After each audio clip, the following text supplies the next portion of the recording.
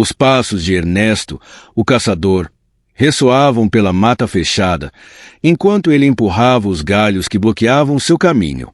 Ele era conhecido na região por sua coragem e habilidade em rastrear animais, mas também por ser cético em relação a histórias sobrenaturais. A floresta densa escondia segredos que poucos ousavam desvendar, e Ernesto, movido por sua curiosidade, decidiu explorar uma área pouco frequentada. Depois de horas caminhando, ele avistou uma cabana velha e abandonada, praticamente engolida pela vegetação.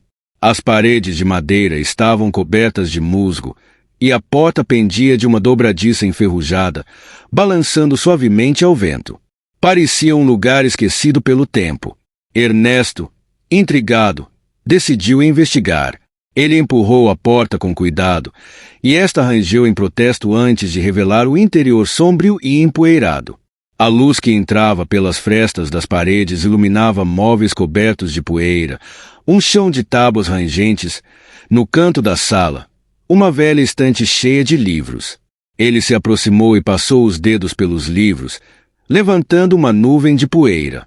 Os títulos eram curiosos: Poções Antigas, Encantos Perdidos e A Alquimia das Trevas.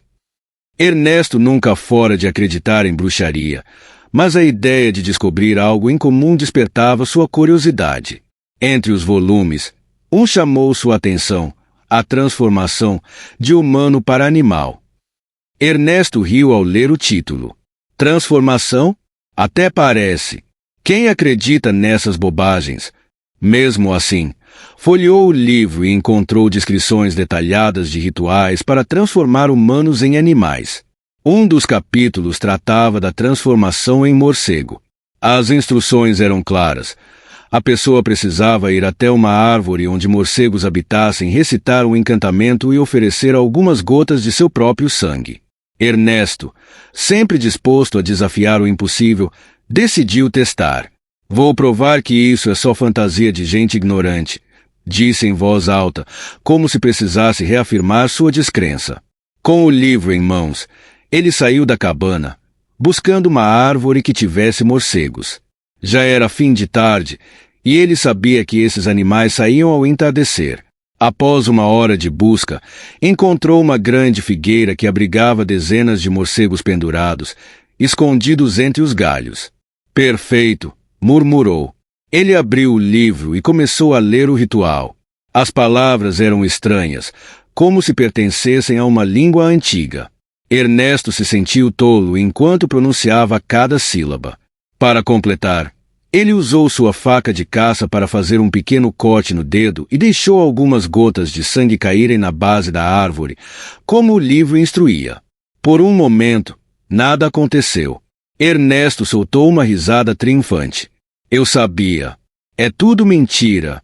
Mas então, um vento frio percorreu a floresta, embora a noite ainda não tivesse caído.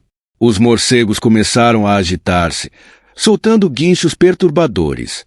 Ernesto recuou, sentindo um arrepio que subiu pela espinha. A luz do sol desapareceu rapidamente, como se um manto de escuridão tivesse sido jogado sobre o céu. Antes que ele pudesse reagir, uma dor lancinante tomou conta de seu corpo. Era como se cada osso estivesse se quebrando e se rearranjando. Ernesto caiu de joelhos, gritando, enquanto sua pele se tornava pálida e áspera.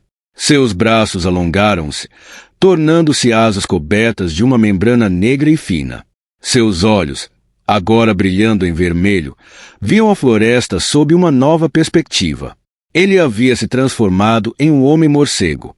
Ao perceber o que havia acontecido, Ernesto sentiu primeiro pavor, mas logo esse sentimento foi substituído por um estranho prazer.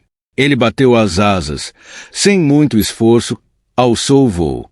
Voar era como nada que ele já tivesse experimentado, libertador e poderoso. No entanto, havia algo de errado. Sua mente estava tomada por instintos que não eram seus. Ele sentia fome, mas não fome comum.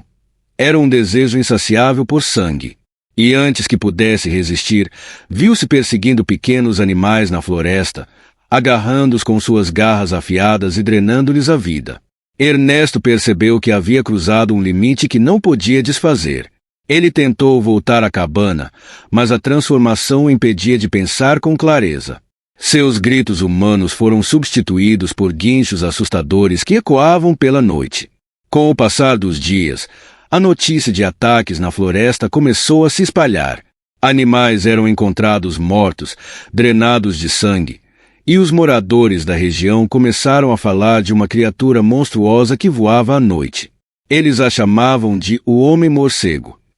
Caçadores experientes tentaram rastrear a criatura, mas nenhum voltou para contar a história. Apenas pedaços de roupas e equipamentos eram encontrados, ensanguentados, no chão da floresta. Enquanto isso, Ernesto, preso em sua forma monstruosa, lutava contra o que restava de sua humanidade. Ele se escondia durante o dia, incapaz de suportar a luz do sol, e à noite, era guiado por uma fome que não conseguia controlar. Entre os moradores, havia um velho sábio chamado João. Ele lembrava histórias antigas sobre rituais de transformação e acreditava que o Homem-Morcego era resultado de algum feitiço sombrio. João, com sua coragem e conhecimento, decidiu enfrentar a criatura. Ele preparou armas especiais, como estacas de madeira consagradas e redes impregnadas com ervas que, segundo a lenda, enfraqueciam seres malignos. Juntando um pequeno grupo de homens valentes, ele liderou uma caçada à criatura. Naquela noite de lua cheia, Ernesto, ou o que restava dele, sobrevoava a floresta em busca de sua próxima vítima.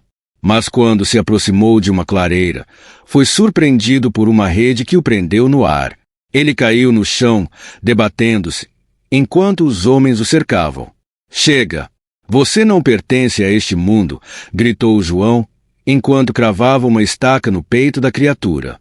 Ernesto soltou um grito que ecoou pela floresta antes de cair imóvel. Quando o sol nasceu, a forma monstruosa desapareceu, deixando apenas o corpo de um homem marcado pela loucura que ele mesmo havia provocado. A cabana onde Ernesto encontrou o livro foi queimada, e João fez questão de alertar todos sobre os perigos de mexer com forças que não compreendiam.